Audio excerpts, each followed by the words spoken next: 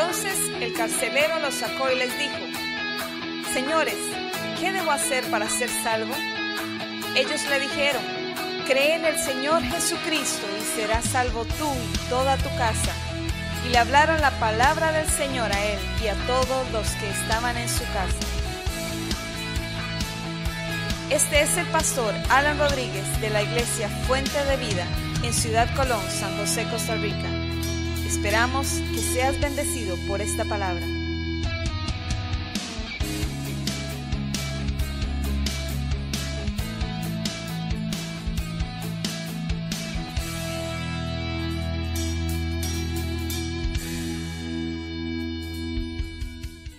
Bueno, vamos entonces a la palabra, hermanos. Abra su Biblia en el segundo libro de Reyes, en el capítulo 3.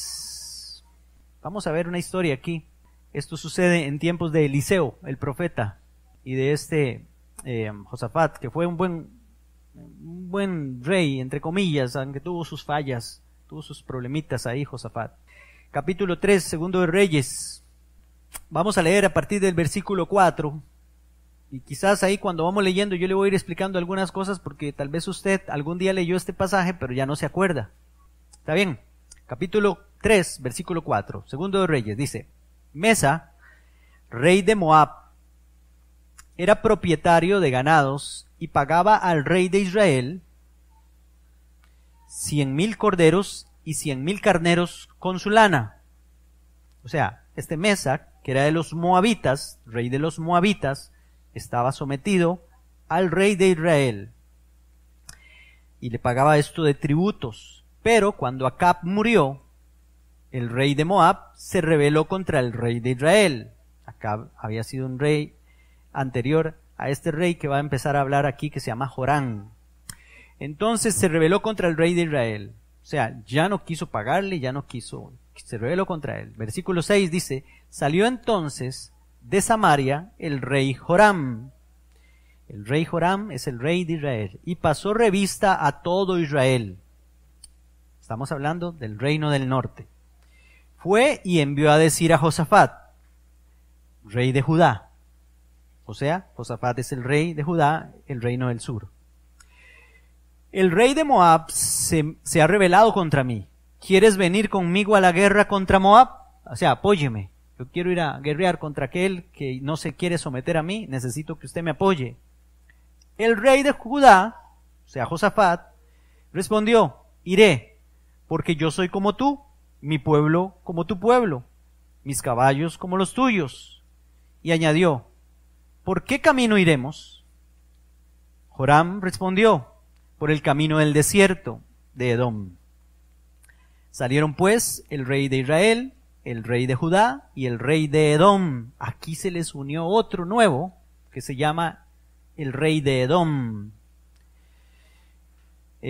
Porque tenían que pasar por ese lugar y entonces era aliado, era amigo de ellos, y entonces ya eran 3 reyes para guerrear contra Moab, contra los moabitas. Y dieron un rodeo por el desierto para caerle de sorpresa por un lugar donde no se lo esperaba, pero era un lugar desértico. Entonces dice, versículo 9, como tuvieron que dar un rodeo por el desierto, a los 7 días de camino les faltó agua para el ejército y para las bestias que lo seguían. Entonces el rey de Israel dijo así: Jehová ha llamado a estos 3 reyes para entregarlos en manos de los moabitas. Mire, este señor fue el que se le ocurrió, a él fue el que se le ocurrió ir a la guerra, ¿verdad?, contra Moab. Pues ahora está diciendo, Dios nos llamó a estos 3 reyes, el rey de Israel, el rey de Judá y también estos edomitas, el rey de los edomitas, para entregarnos en manos de los moabitas. Ellos fueron los que decidieron ir por ahí. Pero, versículo 11 dice, Josafat dijo: ¿acaso no hay aquí profeta de Jehová para que consultemos a Jehová por medio de él? Se da cuenta, vea que ahora sí, tengo que buscar a Dios, ¿verdad? Y entonces dice, uno de los siervos del rey de Israel dijo: aquí está Eliseo, hijo de Safat, que servía a Elías. Este tendrá palabra de Jehová, afirmó Josafat. el rey de Israel, Josafat, y el rey de Edom descendieron hacia donde él estaba, pero Eliseo dijo al rey de Israel: ¿qué tengo yo que ver contigo? Vete a los profetas de tu padre y a los profetas de tu madre, le dijo. Suena medio grosero, sí, cierto. Es que ese hombre consultaba a otros profetas y profetas falsos y profetas que le decían solo las cosas que les gustaban. Vaya, si quiere que le profeticen, váyase a sus profetas, porque ahora viene a buscarme a mí, dice Eliseo. ¿Qué tengo que ver contigo? Vete a tus profetas, dice, los profetas de tu madre y de tu padre. El rey de Israel le respondió: no, porque Jehová ha reunido a estos 3 reyes para entregarlos en manos de los moabitas. Otra vez sigue él con la misma cantaleta. Es que Dios nos quiere destruir.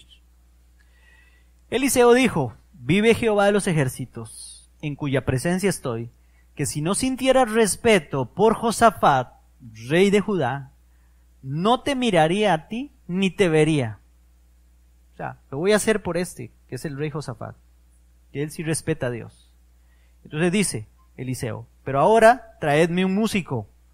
Mientras el músico tocaba, la mano de Jehová se posó sobre Eliseo, quien dijo: así ha dicho Jehová, haced en este valle muchos estanques. Esa fue la respuesta de Dios. Hagan estanques. Ellos estaban sin agua, eso es lo que estaba pasando. Y entonces dice: hagan estanques, porque así dice Jehová, no veréis viento, ni veréis lluvia, pero este valle se llenará de agua, y beberéis vosotros, vuestras bestias y vuestros ganados.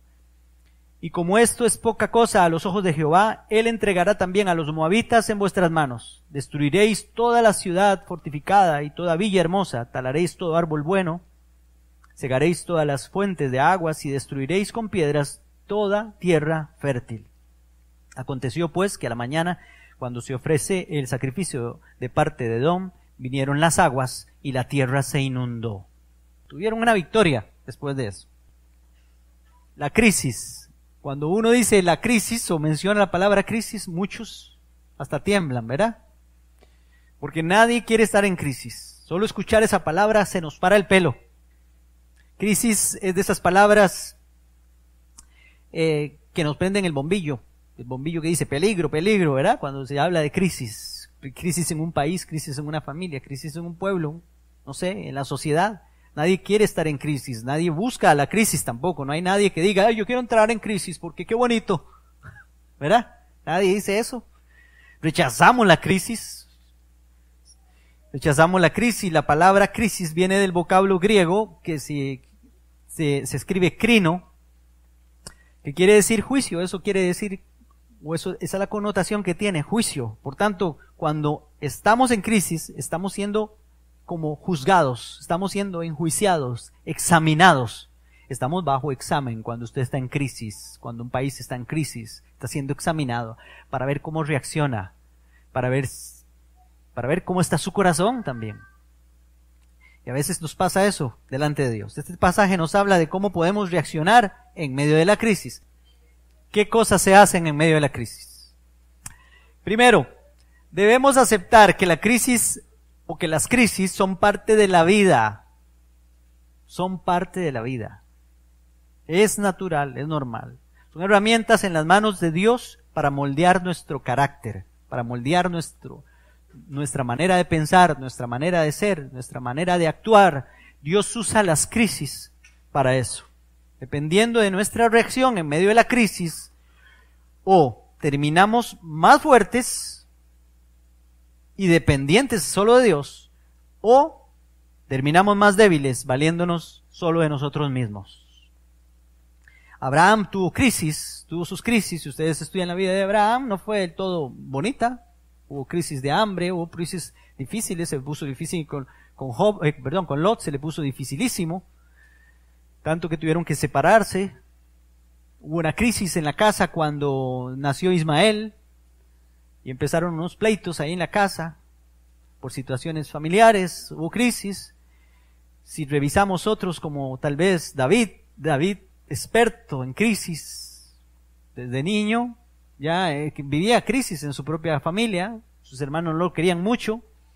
Cuando mató a Goliat, después empezó una crisis con Saúl porque se llenó de celos. Saúl empezó a perseguirlo, pasó muchos años escondiéndose en cuevas, en crisis. David, Luego, después de que fue rey, empezó unas crisis tremendas con su familia, sus hijos, peleones entre ellos. Era un desastre la casa de David. Bueno, pues a Pablo lo vemos también teniendo muchas crisis, o tal vez de otros tipos, pero tenía crisis en las iglesias, crisis en los lugares donde iba, lo echaban de un lugar, lo apedreaban en otro. Las iglesias no lo querían, después de que había fundado una iglesia, ya no lo queremos al apóstol Pablo, hablamos más de él y todo, etcétera, muchas cosas. Y podemos ver muchos personajes bíblicos pasando crisis. Son necesarias las crisis. Ahora, lo segundo que vemos aquí es que el curso de la crisis será determinado, y lo vemos en el pasaje, será determinado el curso por mis decisiones. Ellos tuvieron que tomar una decisión. Josafat preguntó, ¿por dónde nos vamos? ¿Por qué camino iremos? Y aquel Joram, que después le está echando la culpa a Dios, dijo, por el camino del desierto de Edom. Es el mejor camino. Por eso el curso de la crisis lo determina nuestras decisiones. ¿Por qué camino iremos? Si siempre tenemos eso en la mente, ¿qué hacemos? ¿Por dónde vamos? ¿Qué decisiones tomamos? Pero si no voy primero a Dios, dependiendo de Él, hermanos, puede que mis decisiones no sean las mejores, aunque le estén a usted ofreciendo algo que tal vez usted espera o usted cree. Pero puede ser que aún lo que usted tiene ahora no haya sido del todo de Dios o no haya sido de Dios.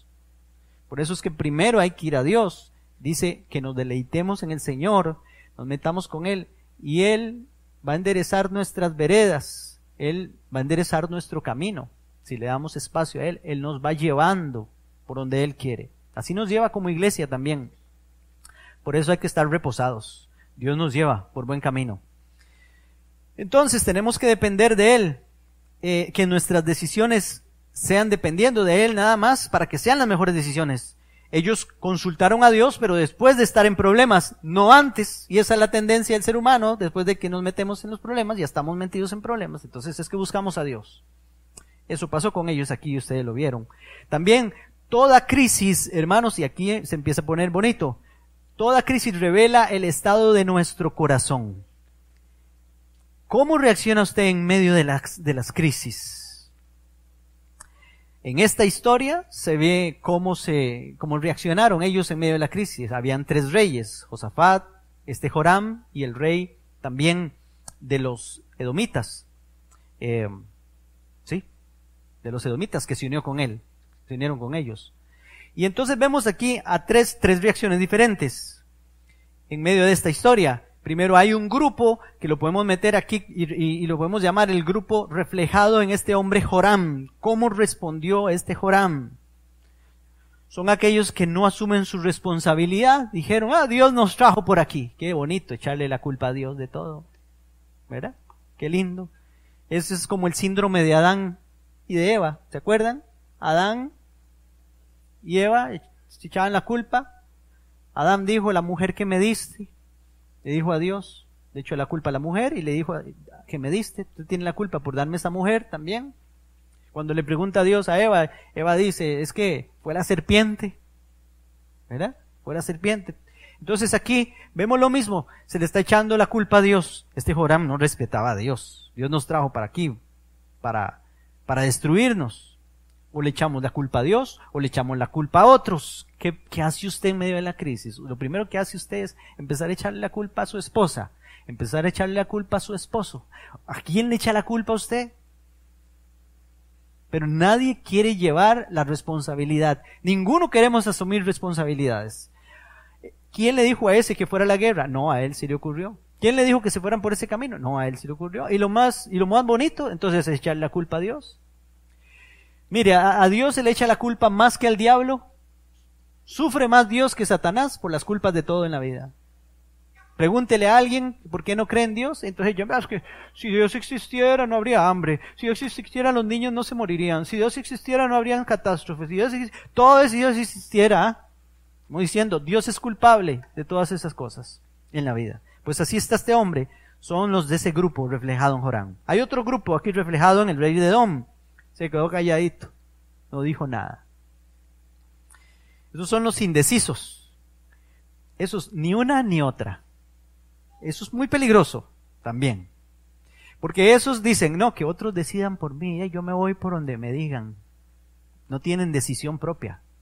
No pueden decir, no, yo pienso, a mí me parece, ¿verdad?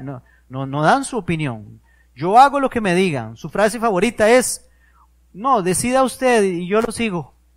¿Han oído ustedes esas personas? A veces, no digo todo el tiempo, las mujeres se escudan, las esposas se escudan en que la Biblia dice que su esposo es la cabeza y entonces es su líder. No, haga usted lo que... No, pero se están escudando porque no se quieren quitar el tiro. Cuando salen mal las cosas, a veces es culpa tuya, fuiste el que dijiste que no fuéramos por aquí, que hiciéramos este y este negocio, que gastáramos la plata en esto. Ahí sí, entonces sí. Ahí vienen los problemas. O a veces se quedan calladas, o a veces se quedan callados. Y lo peor, los hombres que le dicen a la mujer, no, decida usted, haga, esos otros son peores todavía. Peores. Porque, bueno, nosotros los hombres tenemos que llevar el liderazgo de la casa, y llevar el liderazgo de la familia. No quedarnos ahí escondidos y ¿cómo se llama? Detrás del palo, ¿verdad? Esperando que la mujer decida por nosotros. Me gustó hace unos días que una hermana estaba pasando una situación difícil en el trabajo. La estaban acosando mucho en el trabajo, acoso de ese tipo no era sexual ni nada de eso, pero sí le estaban diciendo palabras soeces, le estaban tratando mal, etcétera. Y ya se estaba sintiendo muy mal, hasta estaba entrando en tristeza, en depresión y toda la cosa. Ya se sentía que no quería, ya cuando el trabajo ya es un martirio. Y me gustó que el esposo dijo, no, usted no me va más a ese trabajo, se sale de ese trabajo. Yo quiero una mujer que esté saludable y que esté bien, ¿verdad? A tener una mujer que esté con un trabajo ahí soportándolo y eso. Yo no puedo permitir, y me aprovecho de eso, como hombre de la casa, como cabeza de la casa, dejar que mi esposa la estén maltratando, o la estén usando, o la estén utilizando en un trabajo. La estén tratando mal, no le estén pagando lo que debe ser. No debo permitir eso. Yo como cabeza no debo permitir eso. Y entonces, hablando de esos, que son de ese grupo de esos edomitas que se quedan, ¿verdad? No, hagan otros lo que quieran. Hay otro grupo aquí, el grupo reflejado en Josafat, y vamos a centrarnos más en este. A estos Dios los respeta. Yo no sé si ustedes le pusieron cuidado, porque cuando Josafat llegó donde estaba Eliseo dijo, vive Jehová de los ejércitos, en cuya presencia estoy, que si no sintiera respeto por Josafat, rey de Judá, no te miraría a ti ni te vería, le dijo a Joram. A estos que se acercan a Dios, que buscan a Dios, que buscan respuestas en Dios, que son obedientes a Dios, Dios los respeta, como respetó Eliseo y respetaba al rey Josafat. Son los que buscan las respuestas en Dios. Josafat fue el que dijo, pero no hay un profeta aquí que podamos ir a consultarle. Un profeta que nos dé palabra de Dios. Ahora yo le voy a decir a usted una cosa, usted ya no se necesita profetas. No empiece a llamar a Estereovisión, a Radio Unción ahí, a que le digan qué tiene que hacer. No. Usted tiene su palabra, tiene la palabra de Dios. Usted tiene el Espíritu Santo para que pueda buscar la dirección de Dios y tiene también consejeros en la iglesia que usted puede acudir para que le ayuden a tomar sabias decisiones. Pero busque a Dios, haga como Josafat, busque la presencia de Dios primero. Cuando clamamos a Él, Él nos responde. Amén. Ellos esperan en Dios, esperan en su palabra. Estaba esperando palabra. Josafat dijo, no, vamos, para que nos dé palabra aquel profeta que por todos es conocido, que da palabra de Dios. Eliseo era conocido como un profeta de Dios, ¿verdad? No fueron a consultar ahí a cualquiera, no, buscaron a Eliseo. Son los que en momentos de crisis se paran firmes, a pesar de lo que digan los demás. Josafat se paró firme. Dijo, no sigamos aquí. Vamos a buscar a ver qué dice Dios. Aunque ustedes no quieran, vamos a ir a buscar a ver qué dice Dios. Se paró firme. Hermanos, las crisis son la oportunidad, son una oportunidad de Dios para respondernos. Tenemos que ver así la crisis. ¿Por qué parece mentira, hasta que estamos en una crisis, es que ya nos metemos con Dios y entonces Dios dice, ahora sí, ya puedo hablarles. Ahora sí, ya dispusieron su corazón. Ahora sí, ya están dispuestos ahí, yo voy a llevarles una palabra, voy a darles una palabra, y es cuando Dios empieza a hablar. Pero si yo busco ver cómo me salgo, como estaba haciendo este Jorán, ir por sus propios medios, a ir a luchar contra aquellos, lo que me voy a encontrar es una sequía, como se encontraron ellos. Estaban en un desierto, no entendían nada, incluso terminó echándole las culpas a Dios.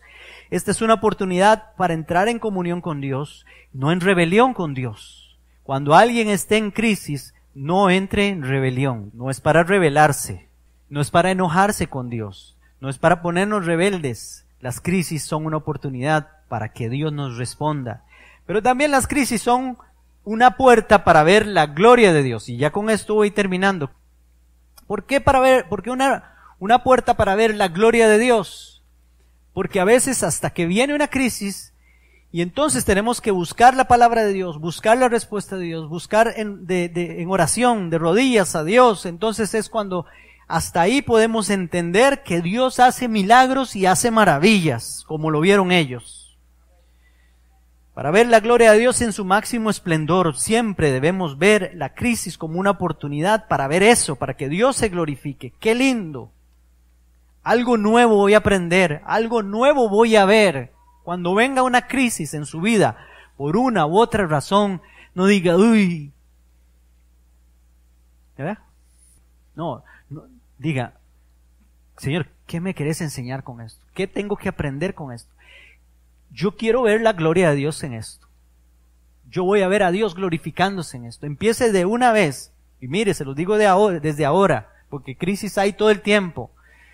Cuando venga una crisis, entonces digan, ¿qué irá a hacer Dios? ¿Cómo se irá a glorificar el Señor en medio de esta situación? Señor, ¿cómo te irás a glorificar? Yo voy a esperar la respuesta. Está difícil la cosa. Fortalécenos, ayúdanos, Señor, a pasar por esto. Pero yo quiero ver el mar que se abre, Señor. Yo quiero ver a las murallas cayéndose, Señor. Yo quiero ver los enfermos sanándose, esta enfermedad que se vaya en el nombre de Jesús. Yo quiero ver algo maravilloso en mi vida. Yo espero que esta crisis sea para tu gloria, para que te manifiestes en medio de todo esto.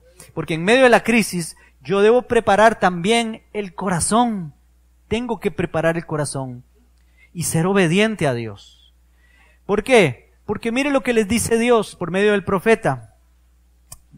En el versículo 15 dice, pero ahora traedme un músico, dijo. Bueno, y no he hablado de esto, ahorita voy a hablar un poquito de esto. Mientras el músico tocaba, la mano de Jehová se posó sobre Eliseo, quien dijo, así ha dicho Jehová, haced en este valle muchos estanques. ¿Quién va a hacer estanques en el desierto?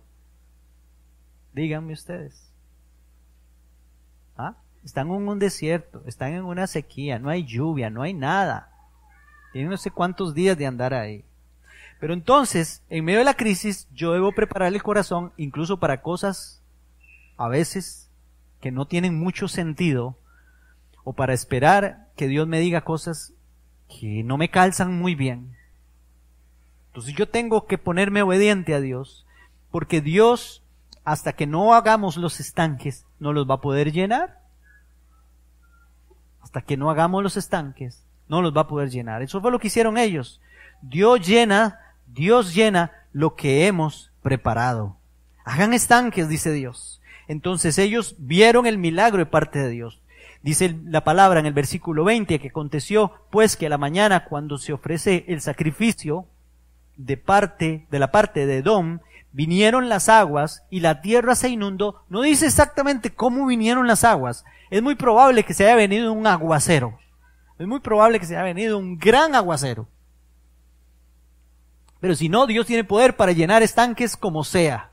Ellos se pusieron a cavar para llenar aquellos, porque cuando iba a venir el aguacero, se tenía que llenar aquellas cisternas, pero si se hubiera venido el aguacero y no tienen preparado nada, pues no ven la gloria de Dios en medio de todo. Entonces Dios dijo, preparen los estanques, y ellos los prepararon, y vieron la gloria de Dios, y se llenaron sus estanques. Eso hace Dios. Esas maravillas hace Dios, pero nosotros tenemos que estar dispuestos a ser obedientes. Cuando venga la crisis, también disponer el corazón para ver las cosas grandes del Señor. Así es que la próxima vez, hermano, que usted le mencione en crisis, que no se le pare el pelo. La crisis es prueba, la crisis es algo, un tiempo de dificultad por alguna situación que estemos pasando. Hay crisis de crisis, muchas. Los países entran en crisis. Cuando alguien está en crisis no es, pues lo voy a decir así, no es lo más bonito estar en una crisis, no es lo más bonito, pero cuando entre en crisis o cuando venga una crisis a su vida, tome la actitud que dice aquí la palabra, como hizo Josafat. Lo primero es, busquemos a Dios. Lo primero es, busquemos la presencia del Señor. Que Dios nos hable. Pidámosle perdón si hemos tomado decisiones malas como las que hicieron ellos. Se fueron primero a hacer con sus propias fuerzas y su propia inteligencia. Y luego dejemos que Dios nos guíe a hacer. Y cuando Dios nos diga que hay que hacer algo, hagámoslo, para que Él se pueda glorificar en la vida de nosotros.